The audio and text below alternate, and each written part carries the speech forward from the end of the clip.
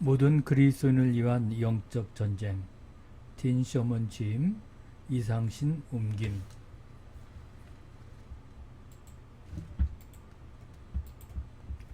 제1장 생사를 건 투쟁. 나는 파푸아 뉴기니 포트모르지비에 있는 우리 집 맨 마룻바닥에 누워 있었다. 그 해는 1970년이었다. 나는 어떤 응답을 받아야 했으므로 7일 동안 금식하며 기도하고 있었다. 예수전도단 팀은 그곳에서 3개월 동안 머무르면서 말씀을 증거하며 집회를 열었지만 아무런 열매도 얻지 못했다. 그러던 중에 실제로 나를 괴롭히는 무언가가 있다는 것을 알게 되었다. 그 도시 교회들은 거듭났다고 말하는 사람들로 차고 넘쳤지만 죄의 사슬에 묶여있는 사람이 대부분이었다. 소위 크리스천이라고 하는 사람들이 계속해서 주술을 행하고 있었다. 우리는 그것을 대적하며 설교했지만 변화는커녕 강팍함만 더해질 뿐이었다. 무언가 잘못돼도 단단히 잘못되었다. 그래서 나는 하나님께 어떤 응답을 구하며 금식하면서 기도하기 시작했던 것이다. 거친 마루 위에 누워 기도하고 있던 어느 날 하나님 음성이 마음속에 들려왔다. 그분의 응답은 예기치 못했던 전혀 새로운 말씀이었다. 그렇지만 그 말씀은 이제까지 들었던 어느 말씀처럼 분명히 하나님이 주신 것이었다. 창세로부터 지금까지 이 도시를 지배해온 어둠의 세력을 이기는 방법이 있다면 그것은 찬양이다. 이 어둠의 세력들은 지금까지 한 번도 도전받아 본 적이 없다. 나는 어안이 벙벙하여 그냥 누워 있었다. 그곳을 지배하는 영적 세력에 대해 한 번도 생각한 적이 없었던 것이다. 내가 알기로 그 당시 도시를 지배하는 어둠의 세력들에 대해 가르치는 사람은 한 사람도 없었다. 영적 전쟁에 대한 가르침을 들어본 적도 없었다. 다만 전문적으로 구마를 행하는 사람만 몇 명 알고 있을 뿐이었다. 계속 거기 누워서 하나님이 말씀하신 것을 곰곰이 생각하며 무언가 새로운 것을 깨달았다. 뉴기니 교회는 훌륭하게 세워져 있었는데 어느 정도 성장한 교회들이었다. 선교사들은 여러 해 동안 예수 그리스도의 교회를 세웠다.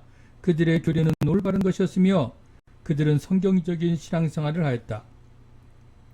그런데도 하나님께서는 파푸아 뉴기니를 지배하는 영적 세력들이 한 번도 도전받지 않았다 라고 말씀하신 것이다. 그렇다면 교회가 어둠의 세력들에게 정면으로 도전하지 않고도 어느 정도는 성공적인 교회가 될 수 있다는 말이 아닌가? 그럴 수 있다니 나는 마음을 진정할 수가 없었다. 내가 들은 말씀이 상상이 아니라 하나님의 음성이라는 것을 확인시켜달라고 기도했다. 그리고 우리 팀에 있는 다른 지도자 톰 할라스와 칼라피 모알라에게 말했더니 그들도 그 음성이 주께로부터 온 것이라고 확신했다. 그래도 그것은 새로운 일이었으므로 나는 하나님께 또 다른 방법으로 확인시켜달라고 기도하였다. 며칠 후 어떤 차가 우리 집 앞에 멈춰서더니 호리호리하게 생긴 미국인 한 명이 땀에 흠뻑 젖은 채 차에서 내렸다. 할렐루야! 저는 그리스도를 찾아다니고 있습니다. 그는 우리 발을 붙잡고는 흔들어대며 환성을 질렀다. 도시 일대를 다니면서 내가 찾는 사람을 설명했더니 모두 이 집을 가리키더군요. 할렐루야! 나는 톰과 칼라피를 번갈아 보면서 침을 꿀꺽 삼켰다. 그렇다면 이곳 사람들은 이 극성맞은 복음 전도자를 우리와 같은 불이라고 생각하고 있는 것인가? 하지만 우리는 그를 반갑게 맞아들이고 우리 집에서 모임을 시작했다. 그는 산에 오르는 몇 안 되는 사람들에게 전도했다. 찬양할 때는 탬버린을 치며 열광적으로 노래했다. 또한 사람들이 구원과 치유를 위해 기도하며 성신으로 충만하게 해달라고 간구하면서 소리 지르며 기도하였다. 성령을 말할 때는 꼭 성신이라고 하였다. 그렇게 유별나게 행동했음에도 그를 신뢰할 수 있는 무언가가 있었는데 두 번째 밤 모임 때 있었던 일은 정말로 극적이었다. 그 전도자는 우리 앞에 서서 두 눈을 꼭 감은 채 선지자적인 목소리로 선포했다. 주께서 찬양이 이 도시를 지배하는 어둠의 세력을 깨트리는 비결이라고 말씀하십니다. 내가 금식하고 기도할 때 하나님께서 내게 말씀하신 것과 똑같은 말씀이 아닌가? 몇 주 뒤에 네덜란드인 전도자가 우리에게 왔다. 그 또한 하나님께 직접 받은 말씀 우리에게 전하였는데 그것은 찬양이 어둠의 세력을 깨트리는 비결이다 라는 것이었다.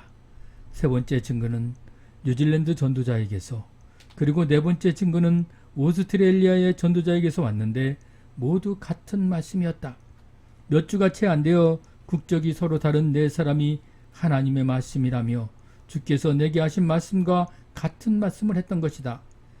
로켓 과학자라면 하나님이 말씀하신 것을 이해하는데 마음을 쏟지 않을 것이다. 그러나 우리는 정열적으로 찬양하는 사람들이 되어 하나님 말씀을 실천에 옮겼다. 때때로 자그마한 선교본부에서 아침 내내 하나님을 찬양했는데 방을 빙글빙글 돌면서 소리 높여 큰 소리로 찬양하는가 하면 무릎을 꿇거나 일어서서 찬양하기도 하고 고개 숙여 경배하기도 찬양하기도 했다. 마침내 변화가 일어나기 시작했다. 사람들이 구원을 얻고 죄의 굴레에서 벗어나며 성령 충만을 받는 등 놀라운 일이 벌어지기 시작한 것이다. 우리가 복음을 전하러 나갔을 때 변화는 뚜렷하게 나타났다. 마음이 굳어 회개하지 않는 사람들 대신 사람들 앞에서 눈물을 흘리며 자신들이 행한 추수를 고백하는 사람들을 보았다. 회개의 눈물은 차고 넘쳐 급기야 우리 집회에는 5,000명이나 되는 사람이 참석했다. 우리는 매주 바닷가에서 주님을 영접한 사람들에게 세례를 주었는데 이것은 3년이나 계속되었다. 안진뱅이가 일어나 걷고 눈먼 자가 눈을 떴다. 6개월 동안 우리는 포트 모르지비에서 성령 충만한 결신자 중 동역자 9명을 얻게 되었다. 우리는 신나게 파도를 타고 있었다. 그러나 곧 영적 전쟁의 무시무시한 현장을 실제로 보게 되었다. 사탄의 공격은 갑작스럽고 포악스러웠다. 20대 초반 뉴질랜드인 청년 데이비드 월러스가 우리 틈에 있었다. 이 영적인 부흥이 한층 고조되고 있을 때 그 형제는 몇몇 젊은이들과 함께 시내에서 멀리 떨어진 부락으로 전도하러 나갔다. 그들은 그곳에서 주술사들이 맹렬한 반대에 부딪혔는데 떠나기를 거부하자 주술사들은 형제들에게 저주를 퍼부었다. 6주 후에 그 팀은 포트 모르지비로 돌아왔다. 데이비드는 그 저주에 개의치 않았고 우리도 마찬가지였다. 주술사들은 계속해서 우리에게 저주를 퍼부었고 우리 사역에도 심하게 저주를 퍼부었지만 아무런 효력도 없었다. 그런데 데이비드는 그 불악에 머무는 동안 열이 내리는 고통을 겪었다고 보고했다. 열은 이제 내렸지만 많이 약해져 있었다. 의사에게 가보라고 권했으나 그는 많이 좋아졌다면서 좀 쉬면 된다고 했다. 이틀간 침대에 누워서 휴식을 취했지만 그는 쇠약해져만 갔다. 그리고 열이 다시 올랐다. 불악에서 돌아온 사흘째 되던 날 데이비드가 누워있는 방으로 들어갔을 때 그는 높은 열로 의식불명 상태에 있었다. 심지어 헛소리까지 했다. 우리는 서둘러 그를 병원으로 데려갔다. 그러나 그때 우리는 절망적인 소식을 미처 들을 만한 준비가 되어 있지 않았다. 데이비드는 이미 뇌성 말라리아가 진전된 단계에 와 있었다. 아니, 어떻게 그럴 수가 있지요? 파푸아 뉴기니에는 말라리아가 없는 것을 알고 있는데 라면서 반문했다. 그러나 진단은 확실했으며 데이비드가 더 이상 좋아질 수 없다는 것이 확실했다. 의사는 우리에게 치사율이 가장 높은 말라리아라고 알려주었다. 그는 살아날 가망이 거의 없었다. 설사 살아난다 해도 뇌가 손상되어 식물인간으로 살아갈 수밖에 없는 상황이었다. 우리 팀은 본부로 돌아와서 온 힘을 다해 철야 금식 기도를 하기 시작했다. 밤새워 기도하는 일은 견디기 어려운 투쟁이었다. 거기에는 심한 중압감이 있었다. 4시간밖에 기도하지 않았는데 얼마나 피곤이 몰려오는지 이루 말할 수 없었다. 기도는 입에서 나와서 가슴 위로 그냥 떨어지는 것만 같았다. 마치 지옥의 모든 세력이 우리에게 총 공격을 가하는 것 같고 데이비드의 몸을 단단히 울가매는 것 같았다. 아침이 되자 나는 영적인 진전이 있으리라고 믿고 오직 데이비드가 건강한 모습으로 앉아있는 것을 보기 위해 병원으로 달려갔다. 그러나 그는 거기에 없었다. 수간호사를 부르자 그녀는 데이비드가 중환자실에 있다고 딱 잘라 말하였다. 당신의 실수 때문에 죽어가고 있어요. 당신의 알량한 종교적 신앙 때문에 생명까지 위태롭게 되었어요. 산다 해도 식물인간밖에는 되지 않을 겁니다. 수간호사가 말했다. 나는 더 일찍 데려오려고 힘썼다고 이야기하고 우리는 의사를 믿지 않는 그런 종교 집단은 아니라고 설명했지만 들으려 하지 않았다. 병원 의료진들은 우리를 광신자로 보고 이 젊은이에 대해 법적인 책임을 져야 한다고 믿는 것 같았다. 나는 맥없이 본부로 돌아왔다. 데이비드가 죽으면 어떻게 되는가? 병원의 소리를 취소할까? 설사 그렇게 하지 않는다 하더라도 이 조그만 도시에서 우리의 신망이 크게 무너지면 과연 사역을 지속할 수 있을까? 또 젊은 회신자들에게는 어떤 영향이 있을까? 그들이 믿음을 버리는 것은 아닐까? 우리는 하나님께서 오늘에도 기적을 베풀며 예수 그리스도로 말미암아 어둠의 세력들을 이기는 권세를 주셨다고 그들에게 말하지 않았던가? 병원에서 뉴질랜드에 있는 데이비드의 가족에게 전화를 하자 그의 아버지가 급히 달려왔다. 처음에는 우리를 만나도 별말을 하지 않았지만 나에게는 데이비드에게 함께 가지 말라고 말렸다는 이야기를 해주었다. 나는 그 아이에게 당신들은 무책임한 사람들이라고 말했어. 이틀이 거의 지날 무렵 의료진은 다시 나에게 데이비드가 가망이 없다고 말해주었다. 병실로 들어가자 데이비드는 태아처럼 구부리고 버텨 조각처럼 누렇게 떠서 의식을 회복하지 못한 채 누워있었다. 호수가 복잡하게 연결되어 있고 씩씩거리는 호흡기계들이 그의 가슴을 조금씩 움직여주고 있었다. 그는 달리 살아있을 방도가 없었다. 나는 함께 있는 팀원들을 모두 모아놓고 절자적이면서도 나직한 목소리로 하나님께 호소했다. 그때 어떤 감동을 받아 침상 옆으로 다가가 무릎을 꿇고 데이비드의 귀에 대고 외쳤다. 너 죽음에 약한 세례가 예수님의 이름으로 꾸짖는다. 이 사람의 몸에서 물러나라. 그 말을 마치자 그의 입에서 꾸르륵거리는 소리가 크게 들렸는데 그것이 전부였다. 본부로 돌아온 우리는 모두 기도하며 온 밤을 지새웠다. 다음 날 아침 병원을 찾은 나는 서둘러 중환자실로 갔다. 데이비드는 일어나 앉아 있었다. 입에는 호흡사슬을 꽂지도 않고 혈관 주사들만 남아 있었다. 그의 아버지는 돌아서서 절망적인 얼굴로 나를 쳐다보았다.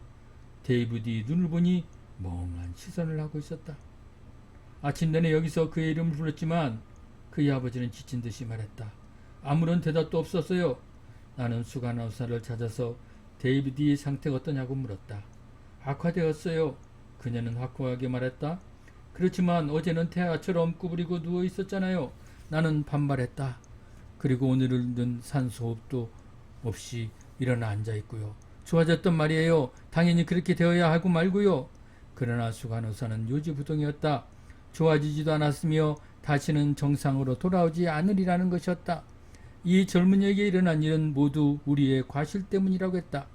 내가 병실로 돌아오자 그의 아버지는 나를 두고 나가버렸다. 침상 끝으로 걸어갔을 때 나는 그의 무표정한 시선이 따라오고 있음을 느꼈다. 나는 데이비드, 우리는 너를 위해 기도했는데 예수님께서 승리하셨어 라고 말했다. 그러자 믿을 수 없는 일이 일어났다. 직접 보고 듣고 있지 않았더라면 믿기 어려웠을 것이다. 입을 움직이지 않고 그저 멍한 시선으로 있던 그의 입술에서 할렐루야 라는 말이 흘러나왔다. 나는 즉시 본부로 들어가서 팀에 보고했다.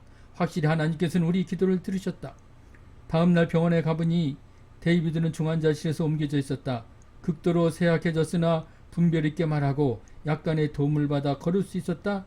나는 벌쩍벌쩍 뛰며 병원 전체가 들을 수 있을 만큼 큰 소리로 주님을 찬양합니다 하고 외쳤다. 하나님께서는 우리에게 승리를 주셨다. 이것은 20년 전의 일이다. 그 데이비드는 인도 남부에서 선교 활동을 하고 있다. 지금도 나에게 이 체험은 중병에 걸린 어느 젊은이의 경이적인 치유 위상의 의미가 있다. 하나님께서는 우리의 결사적인 기도와 금식을 받으시고 우리가 7만 5천의 영혼이 사는 포트 모르즈비가 변하는 일에 일익을 담당하게 하셨다. 하나님께서 우리만이 아니라 다른 중보자들도 사용하셨다고 믿는다. 그러나 우리의 기도는 그 지역의 복음화를 회방하는 어둠의 세력들을 몰아내는 데 큰 몫을 했다. 당시만 해도 그 지역에서 성령 충만을 외치는 사람은 겨우 5명뿐이었지만 지금은 로마 카톨릭, 성공회, 미국교회 등이 생명력 있는 부흥운동뿐 아니라 5개의 커다란 은사 모임도 있다. 우리는 하마터면 한 생명을 잃을 뻔했다. 그러나 예수님께서는 우리에게 승리를 주셨다. 이를 계기로 나의 관심사는 영적 전쟁에 맞춰졌다. 이것이 내 탐구의 시작이다. 나는 기도하며 성경을 찾아보기 시작했다. 그때 선교여행을 하고 있었기 때문에 선교사들과 지도자들에게 영적 전쟁에 관한 사실을 말할 수 있었다. 나는 가는 지역마다 어떤 뚜렷한 차이를 느꼈다. 영적으로 부흥하는 지역에 바로 인접한 어떤 지역은 아주 완고하고 냉랭한 곳이 있었다. 예를 들어 우리는 발가락은 케냐에 두고 발꿈치는 소말리아에 둔 채 두 나라 사이의 경계선 위에 있을 수 있다. 케냐 기독교는 1600만으로 이는 인구 대부분을 차지한다. 그러나 소말리아 기독교인의 수는 인구의 1%도 안 되는데 그 수마저 외국인 거주자가 대다수다. 나는 왜 그런가 의아하지 않을 수 없었다. 이와 비슷한 차이를 도시, 이웃, 심지어 기독교 가정과 개인들에게서 보았다. 승리하는 삶을 사는 그들의 능력 속에서도 보았다. 우리가 놓치고 있는 아주 크고 강한 것은 도대체 무엇인가? 해답이 보이기 시작했다. 모든 그리스도인이 소유한 권세를 알았을 때 나는 매우 흥분하였다. 그 권세는 개인을 승리로 이끌고 더 나아가 공동체와 민족을 사탄의 속박에서 해방하는 것으로 부차적인 것이 아니다. 나는 영적 군사로 부름받은 우리 모든 사람이 싸우는 법을 배워야 한다는 사실을 깨달았다.